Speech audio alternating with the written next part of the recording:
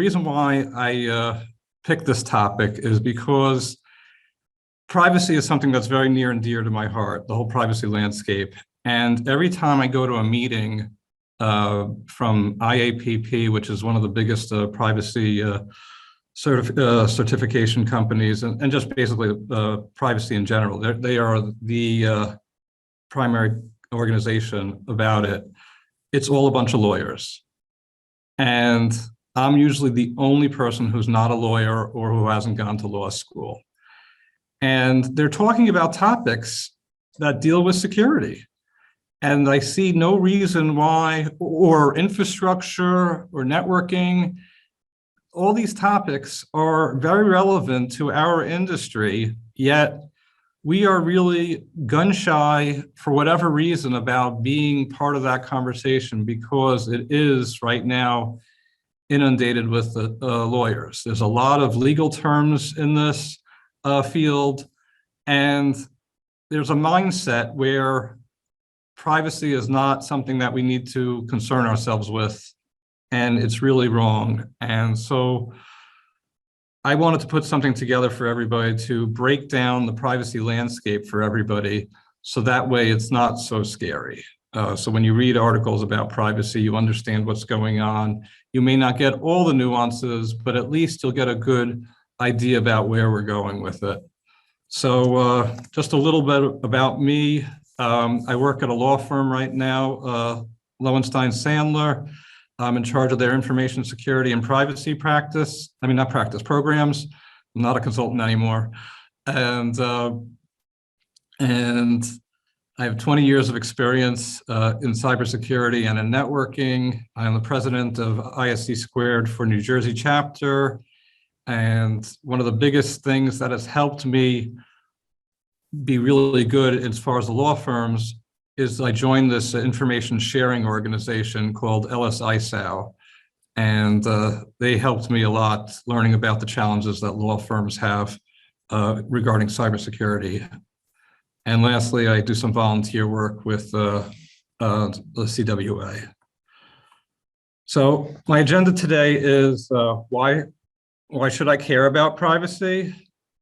How did we get to the spot that we're in as far as privacy? Like, why haven't we created a federal privacy law yet?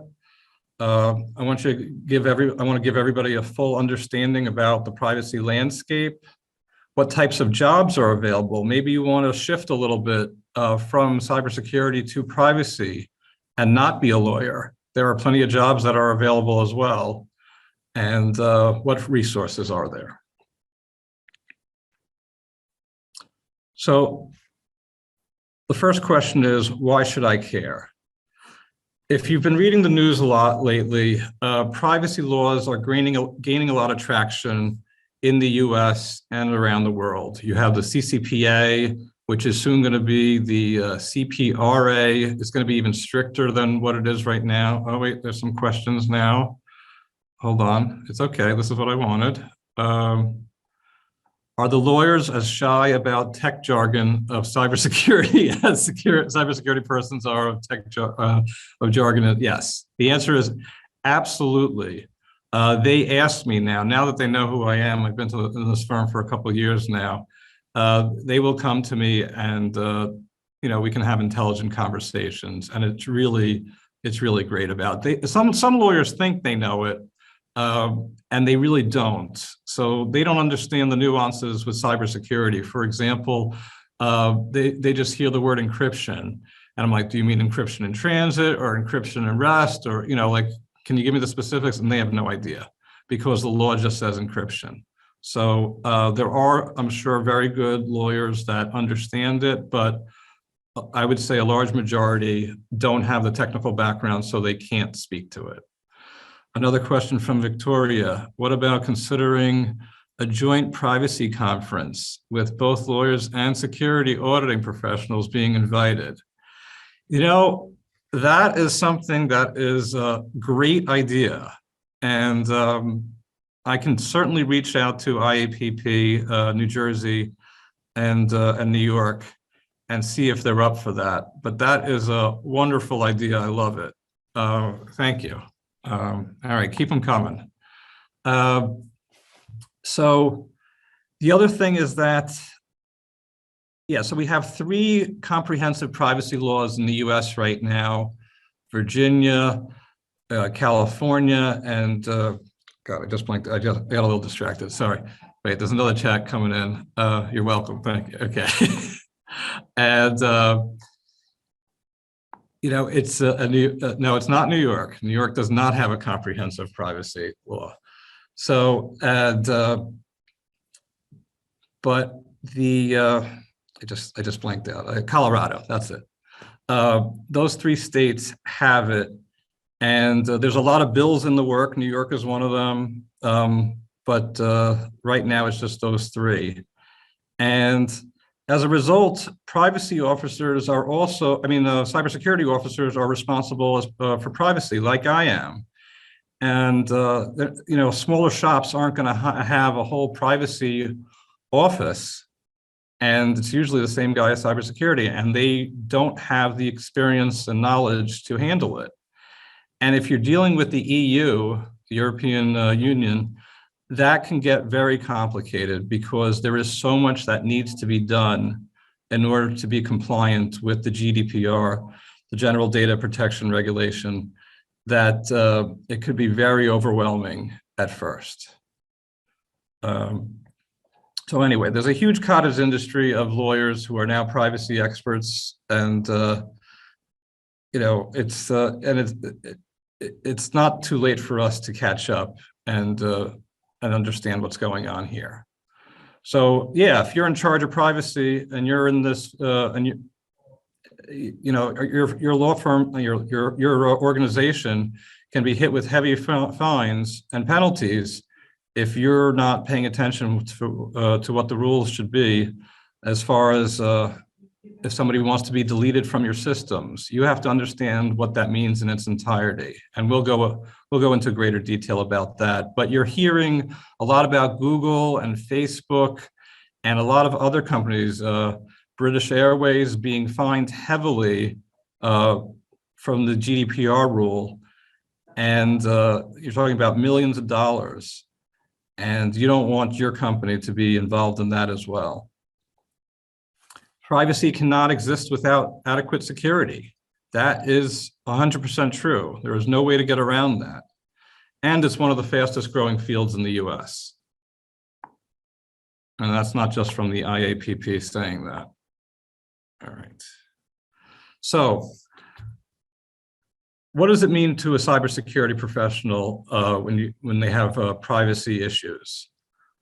So for example, a customer or client could ask you, like I just said, to be removed from your systems. So that means that you have to go through all the databases that you have to make sure there's no more references of the individual's personal information if they request that information. You also have to know if there's any reasons why they need to be on the systems. Let's say there's tax reasons, or there's other legal reasons why you need to keep certain customer information. So there's a lot of nuances. And what if you delete all that information, but you have to do a restore? You have to restore the database, and now that customer information is back in. You have to have notes saying that you have to remove that information again. So it could, I mean, if IT is not involved in privacy, all this is going to be dropped. Let's say somebody creates a web form on a website, and it's asking for personal information without explaining why they need it or who has access to it.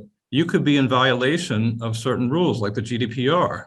So it's all these things. Another example would be the development is outsourced to third parties who use personal data when testing. Obviously, that's a normal standard security no-no as far as ISO or NIST, but it gets much dicier now when you're dealing with not just corporate information, but you're dealing with individual customers and clients. It gets much more trickier.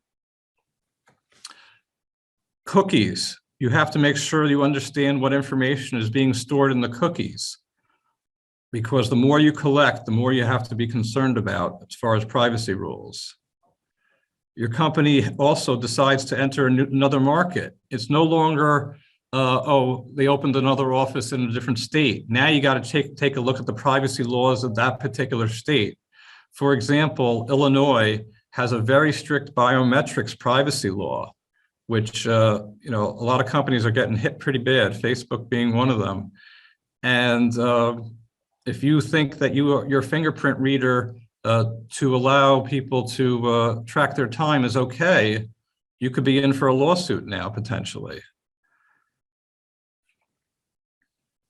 So how did we get here? Oh, another question. Let's go. John, okay. How can an organization protect itself when an employee uses their corporate endpoint for a telehealth video call and it ends up getting archived by the organization?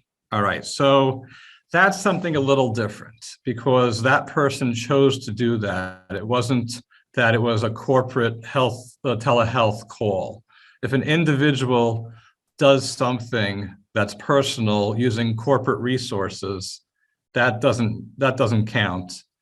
And also, especially in the US, there is no, employees are exempt to all privacy laws. That will change with the new California regulation when that goes into effect in a couple of years. But right now, employees, any kind of employee action as far as privacy is out of bounds. That's not the case in the EU, though. The EU is much more complicated. But very good question. These are absolutely questions that if you're working with the EU, very, very sensitive. Databases are a challenge, but not impossible. How do you remove a person from an unstructured data like emails? So you can do e-discovery. Oh, Checo, you would like to answer the question? Go ahead. No, I'm just marking it for you. So go ahead. Okay, all right. Sorry, I'm just reading this. Okay, got it now. Yeah, so you could use e-discovery tools to get rid of that information. There's plenty of tools. This is a green field now for privacy engineers. And that's one of the specialties that I'm going to be talking about. Learning how to anonymize and pseudonymize your data now are hot areas to be in. Hope that answers your question. So I just want to give a brief background on how we got here. And this is really not the whole history of privacy, but this is really privacy for the US and how it relates to the EU as well.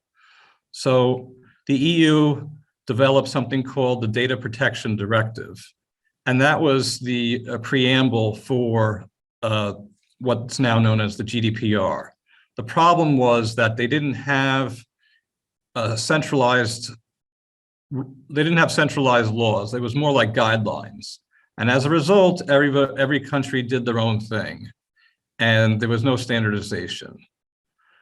In 2000, an agreement called Safe Harbor was created between the EU and the US to allow us to send data between each other as long as we signed a document, as long as your organization signed the document and you paid a certain sum of money every year and agreed to the fact that you're going to be doing certain principles. I'm not going to go into the details with this particular one, but you can look it up. Then you were allowed to exchange data with the EU. Now in 2001, we had 9/11, as everybody remembers, and the Patriot Act was formed. And as a result, we created a law that basically said that whether you're a terrorist, a foreign terrorist, or you're an internal terrorist, we can listen to phone conversations. And that's what Snowden showed us several years later what was going on. And obviously that snowballed into huge legal issues. And, it was a diplomatic nightmare. We were spying on our own people, let alone spying on individual leaders of countries as well. And in 2015, an individual challenged the safe harbor rule because the government was listening in on all the conversations that were going back and forth between the EU and the US, and that was considered a violation of the safe harbor law because someone's privacy was being impacted. So it was considered invalid. It was quickly replaced with something called the Privacy Shield, which was really extremely similar. It had a couple of different nuances to it.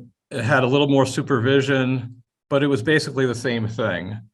And as a result, 2 years later, sorry, not 2 years later, 4 years later, it was considered invalid as well. And the GDPR, and I skipped over this, sorry, and the GDPR was enforced in 2018. And so right now, we have very little mechanisms to send data back and forth between the EU and the US that meets the GDPR regulations. All right, so, okay, I can ignore that one. It's a very dangerous area that we're in right now because everybody's in a holding pattern till the US and the EU figure out the next, what's the next thing going to be called and what are the rules going to be. And I don't want to get into the nuances of what's allowed. That's where the lawyers come in. They figure out the details on how the data needs to be shared. There's something called standard contract clauses, or you need consent. There's a couple of ways, but the Privacy Shield was the de facto way. It was very easy. You sign a statement saying you're going to be doing something, and you just follow it. Now it's much more complicated. So these are the countries that have comprehensive privacy laws. And China just entered into the fray a couple of weeks ago with their PIPL. I forget exactly what it stands for. But you can see the trend, though. It is, Canada had one for a while, and it's just going to grow more and more. And hopefully the US will join us with this. Next, I wanted to talk a little bit about how the NIST, and to get the cyber professionals who are listening, I wanted everybody to understand how it's not so daunting to get into the privacy space. And I thought I'd compare the NIST cybersecurity framework, which many of you know, and compare it to the new privacy framework that just came out last year. So we all, I'm not going to say we all, sorry. For those that know, CIA, confidentiality, integrity, and availability, that's known as the CIA triad. And NIST has functions such as identify, detect, protect, respond, and recover. That's been around for a very long time, and that's something that a lot of people here can understand and grasp. Now, when you switch over to privacy, it's a little bit different, but it's just a little more nuanced. So instead of confidentiality, it's confidentiality of personal space, and instead of personal data, and instead of integrity, it's accuracy. Because you're dealing with individuals now. That's why the terms are loosely the same, but they're a little bit different. And instead of availability, where a system can't be down, it's accessibility, meaning that an individual can always get to the data that's theirs. So the functions are a little different from NIST also. You could see identify, govern, which is having a governance structure in place, dealing with risk tolerances, and those kind of areas. And then you have control, which deals with policies. Communicate, you want to make sure that you are being very transparent on how you're using an individual's data. And lastly, protect, which we all relate to from the NIST cybersecurity framework, but you're now protecting in the sense of the individual. So IAM would be a big tool in protect, and so would data security as well.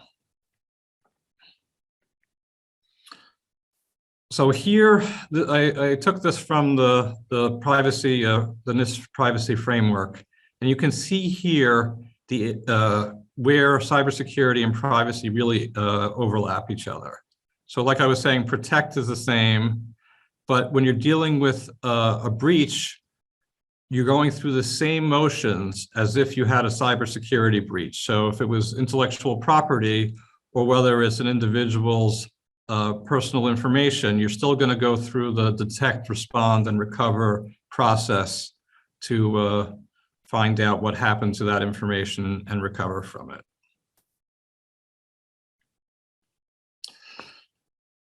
Now, it's very, very confusing when you start reading the laws and going into the weeds, because a lot of times they mean terms mean the same thing, but because certain lawmakers decided to pick and choose what they wanted to call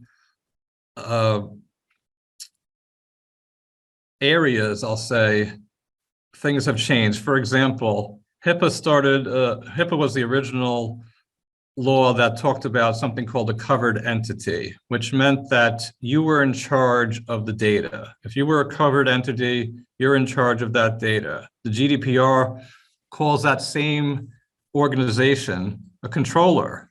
The CCPA decided, we don't like the word controller, we're going to call it business.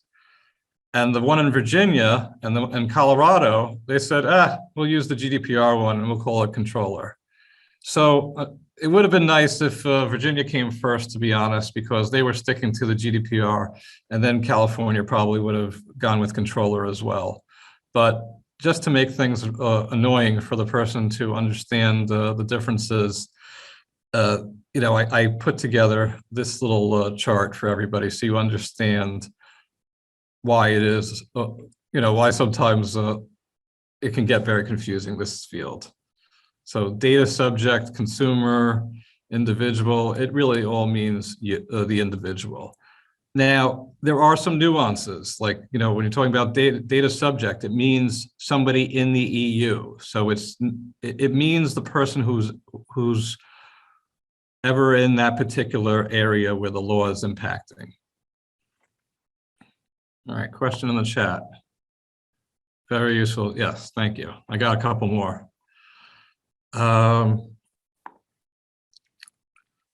So here's where it gets confusing also. PII, we all think we understand it based on the PCI requirements and HIPAA. So those are the basic ones for both of those, PHI. But now you have the GDPR. Makes things a little bit more complicated. You're adding to what's considered PII now. And it's things that data obtained directly or indirectly now. So if you can make inferences of that data, then that's considered sensitive information now. That's considered personal information. So that goes way beyond what the traditional PII definition is. And lastly, they have a special category that has increased fines if you don't, if you disregard the law and don't protect sensitive data. The fines are much greater. So that deals with race, trade union memberships, sexual orientation, political opinions, and religious beliefs. And the reason why some of these are in here that may not seem so obvious, like why is trade union membership here and political opinions? It's because it goes back to World War II with Hitler. And they were able to figure out who was who was considered a communist, who was considered, what side of the political landscape you were in, depending on your trade union membership and your political opinions, obviously. So the EU is extremely strict about this kind of information because they don't want that to ever happen again. So when I showed you the world map, it's, if we go back to the world map for a second in your mind, all of them have these common privacy principles. They might be slightly different, but they follow these they all have this in common. The first one is notice. What data is used, how it is used, and the purpose for collecting it. You have to have that in writing while you're doing this, and it should be very transparent. You want to make sure, as far as choice and consent, this is where it gets a little sticky. In the EU, you have to do opt-in. Sometimes you have to do double opt-in, where you have to hit a checkbox. It emails you, and it says, are you sure you want to do this? Please reply back. In California and all the other US states, we only have opt-out. So if you don't want your data saved by an organization, you can choose to opt out, but it's very different from opting in. It's you have to select opt-in. Data should not be you're not allowed to give data to third parties without consent. And this goes back to Cambridge Analytica with Facebook. That's really where a lot of this comes from. Cambridge Analytica was a catalyst for the GDPR. Next, you have access and participation, access rights and control of data from owners. You want to make sure that, and we're going to go into much more detail about that, so I'm not going to talk about that here. But the fact is that individuals need to participate willingly with the GDPR if you're going to collect their data. Relevancy. You have to keep the data for its original purpose. If you have someone's data and you starting a new line of business, you can't copy that, use that data for a different reason. And obviously it should be obtained lawfully. You can't use any, oh, I cut myself off. Should be obtained lawfully. Next, we have enforcement. Owners or custodians of data should be held accountable. That goes back to that controller and processor model, or business model and service provider, depending on which law you're talking about. And lastly, we have security and accuracy, because again, you cannot have privacy without security. So now we're going to go into a little bit about the data subject rights. Now, every law has some of these rights.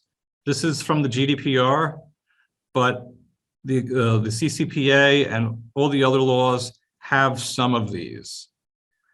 Like the federal law, there's some federal bills that are being that are trying to be passed right now, and they don't have portability in them. They decided that it wasn't worth the fight to get some of these in there. They just wanted to get some key ones in there. The biggest one is the right to erasure, or the right to be forgotten.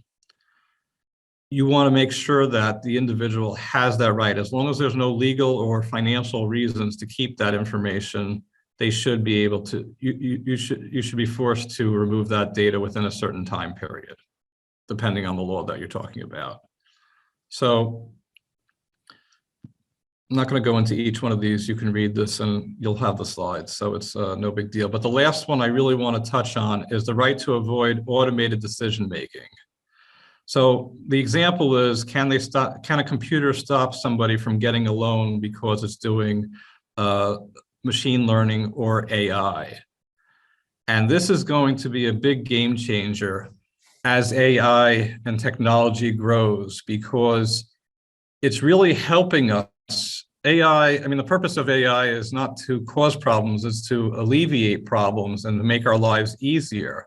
But AI goes against this particular data subject right. So this is being challenged right now in the courts, because AI is not going anywhere, and we're going to see a lot of lawsuits going on as far as this. Question.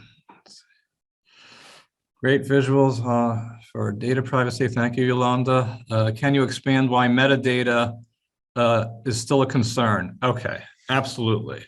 So metadata is a huge concern because location data cannot be anonymized. There are some articles in the New York Times that I can find you where no matter what people do to anonymize location data, they can still figure out who you are and where because of where you're going.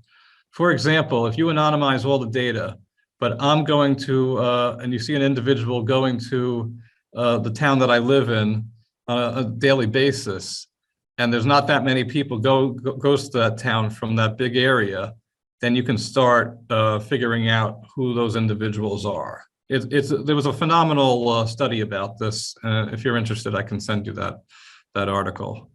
But it's yeah. So there's no way to really do anonymization when it comes to geolocation. Another issue that we have is that there's no consensus of cybersecurity frameworks with these regulations.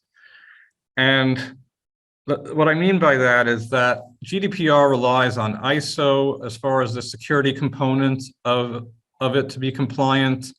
But if you look at the CCPA, they refer to the CIS controls, and there's some other ones also that are in the works that talk about using NIST. We are a long way from being where we need to be. If you took if you probably were ISO certified, you would probably make a case that you're good as far as security. But it's interesting how the lawmakers, a lot of times they really don't know what the right answer is, and they rely on other people, and they, again, there's no centralized communications between the EU and the US as far as what frameworks to use. So it's not so unusual for the US to want to go with NIST. Anyway, how do I start developing a privacy program? So, and I'm not going into detail about this. The goal of this slide really is to show you that it's really not that different from creating a cybersecurity program. You have to understand what the scope is, take inventory of your data. You have to identify the risks, and you're just doing it from a privacy slant. Instead of doing, when you're looking at your data, you're looking at the impact of the data if it was breached. So now you're looking at it from a privacy standpoint. So there's, like the GDPR has what's called a DPIA, a data privacy impact assessment, which is mandatory if you are dealing with sensitive data, there's a bunch of other requirements as well. But for all intents and purposes, it's really just coming up with a list of the data that you have and identifying who has access to it, the sensitivity of it, and what impact would it be if that was breached. And lastly, the normal gap and risk register that you would do in a security audit, you would do for privacy as well. So it's just learning the differences that privacy brings you. So here are some non-lawyer, oh, we got another question. Dave, what are your thoughts about the risk of Pennsylvania politicians hiring a contractor to create a file on PII data without gaining voters' consent? Nice political question there. All right, good. Yes, absolutely. I mean, it's true, but the problem is, again, that we don't have a comprehensive privacy law. So there's nothing, we do have, every state has some form of privacy law, but it's not comprehensive like we're talking about right now. And yes, it's possible that they could get away with this. And, it's a scary time right now because everybody wants privacy. It's just a matter of figuring out how to go about it, because there's I got a couple of minutes. I can diverge for a minute on this. The two big issues dealing with why we don't have a comprehensive privacy law in the US is something called preemption, where is it going to override all the existing privacy laws that are around? It's kind of like, a good example would be COPA, which is the Child Privacy Act. There's no, that one is, wait, I'm sorry, that may not be, sorry, California has one also. That's not a good example. HIPAA is a good example. There's nothing that is overriding HIPAA in individual states. And there's nothing, and so do we have one like that for the US? And so California would be very upset, obviously, if the federal one, which is not going to be nearly as stringent as California's, would override it. The other factor that is a consideration is determining whether it's called private right of action. And that basically means do individuals have the right to sue directly the company that's in violation, or do they have to go through the Attorney General? And California's law is the only law in the US right now where you can directly sue. All the two other laws that are that have been passed, you can only go through the Attorney General. So those are the two big sticking points right now. And I don't know if we're going to get anywhere in the near future. So, but great question. Thank you, Dave. So these are the privacy jobs that are available. Obviously, consultant, plenty of privacy consultants, analysts, engineers. I think engineers is probably going to be the biggest. So if you get into that now, becoming a privacy engineer, you probably have your career worked out for you, because privacy is just going to be growing, and it's a green field right now. Take a look at the job boards at IAPP, and you'll see what I mean. Program manager and the normal governance, risk, and compliance positions.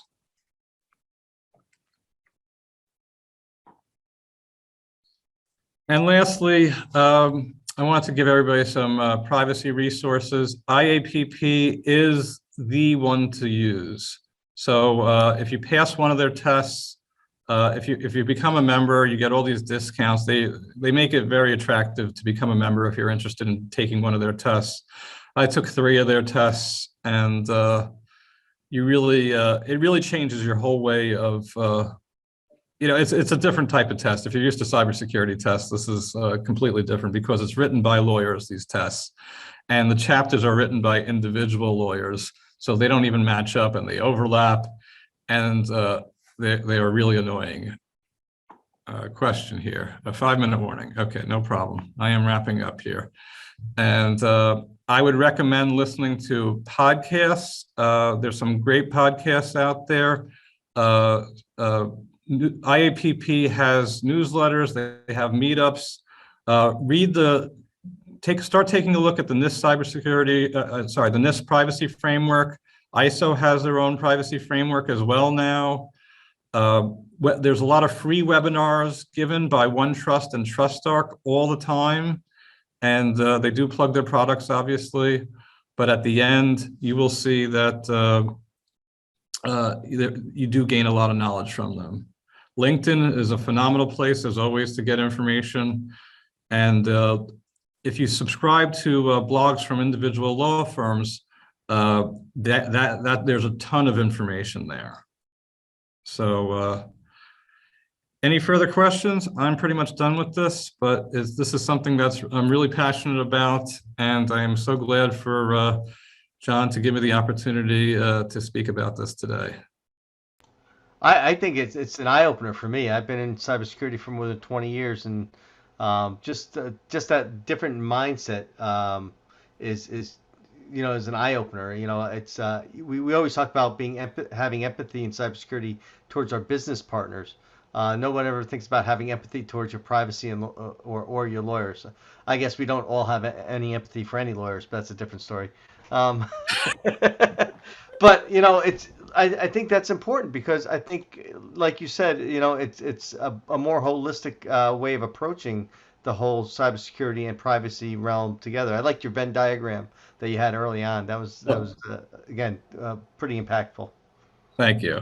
Yeah, this was a labor of love putting this together, and when the work's not related to it, I enjoy it a lot more. That's for sure. Well, cool.